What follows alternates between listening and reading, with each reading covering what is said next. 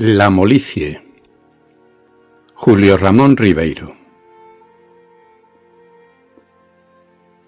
Mi compañero y yo luchábamos sistemáticamente contra la molicie. Sabíamos muy bien que ella era poderosa y que se adueñaba fácilmente de los espíritus de la casa.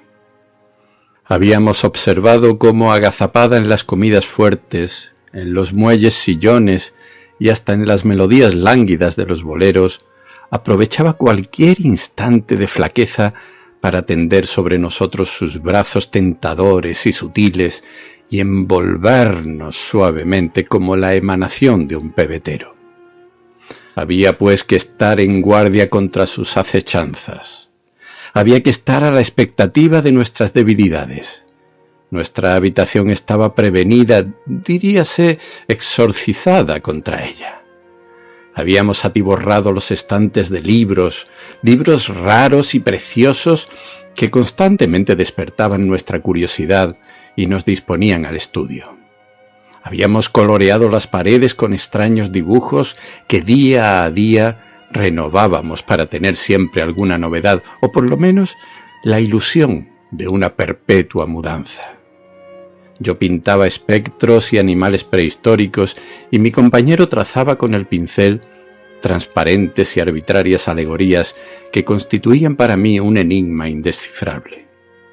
Teníamos por último una pequeña radiola en la cual en momentos de sumo peligro poníamos cantigas gregorianas, sonatas clásicas o alguna fustigante pieza de jazz que comunicara a todo lo inerte una vibración de ballet. A pesar de todas esas medidas, no nos considerábamos enteramente seguros. Era a la hora de despertarnos, cuando las golondrinas, ¿eran las golondrinas o las alondras?, nos marcaban el tiempo desde los tejados, el momento en que se iniciaba nuestra lucha. Nos provocaba correr la persiana, amortiguar la luz y quedarnos tendidos sobre las duras camas, dulcemente mecidos por el vaivén de las horas. Pero estimulándonos recíprocamente con gritos y consejos, saltábamos semidormidos de nuestros lechos y corríamos a través del corredor caldeado hasta la ducha, bajo cuya agua helada recibíamos la primera cura de emergencia. Ella nos permitía pasar la mañana con ciertas reservas, metidos entre nuestros libros y nuestras pinturas. A veces, cuando el calor no era muy intenso, salíamos a dar un paseo entre las arboledas, viendo a la gente arrastrarse penosamente por las calzadas, huyendo también de la molicie como nosotros.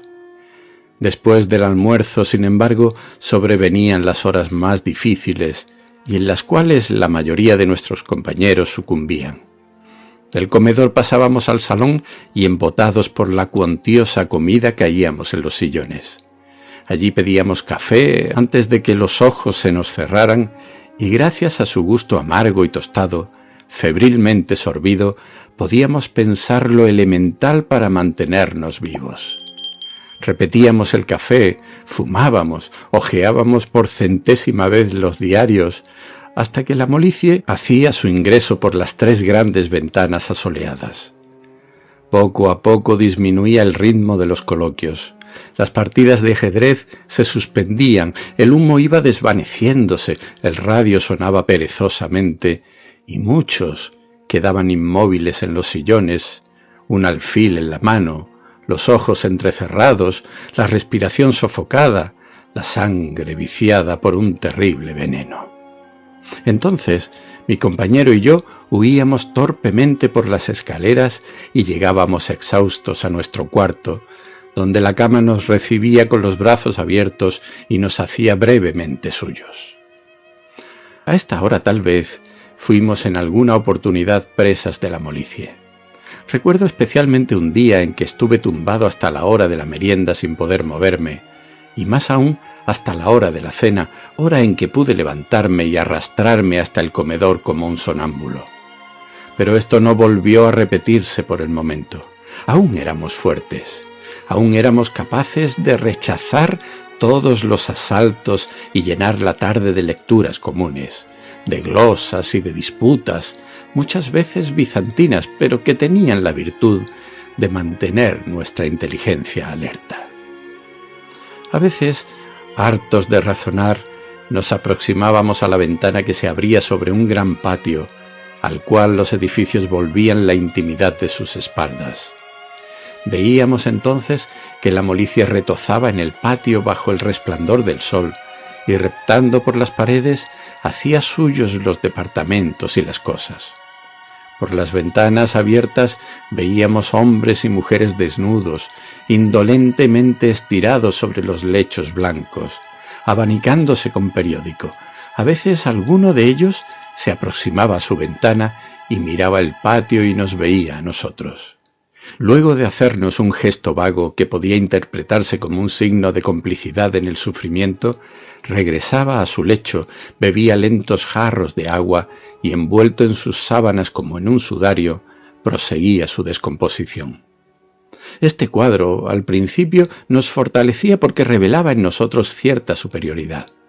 Mas pronto aprendimos a ver en cada ventana como el reflejo anticipado de nuestro propio destino y huíamos de ese espectáculo como de un mal presagio. Habíamos visto sucumbir uno por uno a todos los desconocidos habitantes de aquellos pisos, sucumbir insensiblemente, casi con dulzura o más bien con voluptuosidad. Aun aquellos que ofrecieron resistencia, aquel, por ejemplo, que jugaba solitarios o aquel otro que tocaba la flauta, habían perecido estrepitosamente.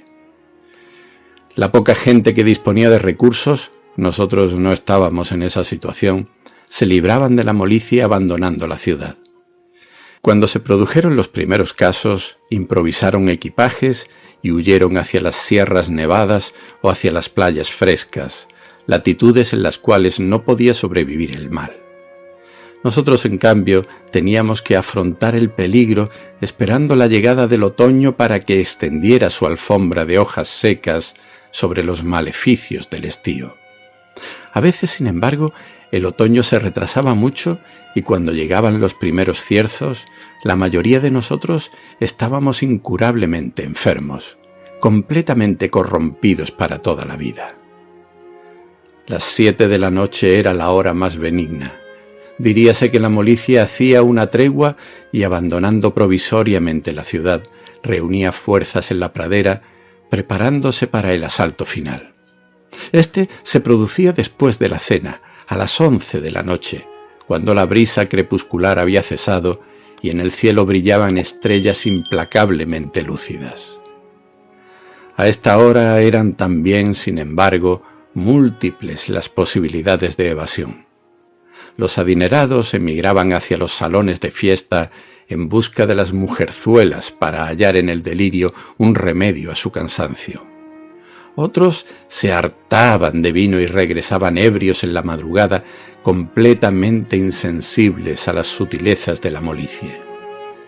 La mayoría, en cambio, se refugiaba en los cinematógrafos del barrio, después de intoxicarse de café. Los preparativos para la incursión al cine eran siempre precedidos de una gran tensión, como si se tratara de una medida sanitaria. Se repasaban los listines, se discutían las películas y pronto salía la gran caravana cortando el aire espeso de la noche. Muchos, sin embargo, no tenían dinero ni para eso y mendigaban plañideramente una invitación, o la exigían con amenazas a las que eran conducidos fácilmente por el peligro en que se hallaban. En las incómodas butacas veíamos 3 o 4 cintas consecutivas con un interés excesivo y que en otras circunstancias no tendría explicación. Nos reíamos de los malos chistes, estábamos a punto de llorar en las escenas melodramáticas, nos apasionábamos con héroes imaginarios y había en el fondo de todo ello como una cruel necesidad y una común hipocresía.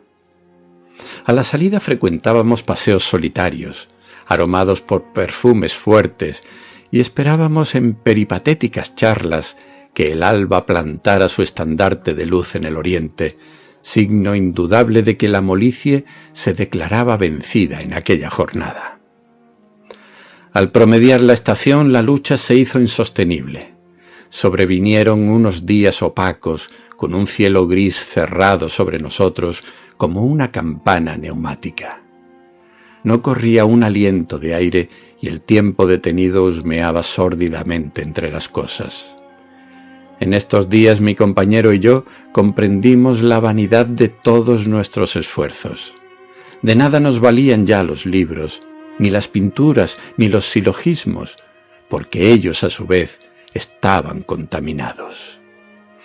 Comprendimos que la molicie era como una enfermedad cósmica que atacaba hasta a los seres inorgánicos, que se infiltraba hasta en las entidades abstractas, dándoles una blanda apariencia de cosas vivas e inútiles. La residencia, piso por piso, había ido cediendo sus posiciones. La planta inferior, ocupada por la despensa y la carbonería, fue la primera en suspender la lucha. Las materias corruptibles que guardaba, pilas de carbón vegetal, víveres malolientes, fueron presas fáciles del mal. Luego el mal fue subiendo inflexiblemente como una densa marea que sepultara ciudades y suspendiera cadáveres. Nosotros, que ocupábamos el último piso, organizamos una encarnizada resistencia. Nuestro reducto fue un pequeño y anónimo cantar de gesta. Abriendo los grifos dejamos correr el agua por los pasillos e infiltrarse en las habitaciones. En una heroica salida regresamos cargados de frutas tropicales y de palmas para morder la pulpa jugosa o abanicarnos con las hojas verdes. Pero pronto el agua se recalentó, las palmas se secaron y de las frutas solo quedaron los corazones oxidados. Entonces, desplomándonos en nuestras camas, oyendo cómo nuestro sudor rebotaba sobre las baldosas, decidimos nuestra capitulación. Al principio llevamos la cuenta de las horas. Un campanario repicaba cansadamente muy cerca nuestro. ¿Quién lo tañería? La cuenta de los días, pero pronto perdimos toda noción del tiempo. Vivíamos en un estado de somnolencia torpe, de embrutecimiento progresivo. No podíamos proferir una sola palabra, nos era imposible hilvanar un pensamiento. Éramos fardos de materia viva, desposeídos de toda humanidad. ¿Cuánto tiempo duraría aquel estado? No lo sé, no podría decirlo. Solo recuerdo aquella mañana en que fuimos removidos de nuestros lechos por un gigantesco estampido que conmovió a toda la ciudad. Nuestra sensibilidad agudizada por aquel impacto quedó un instante alerta.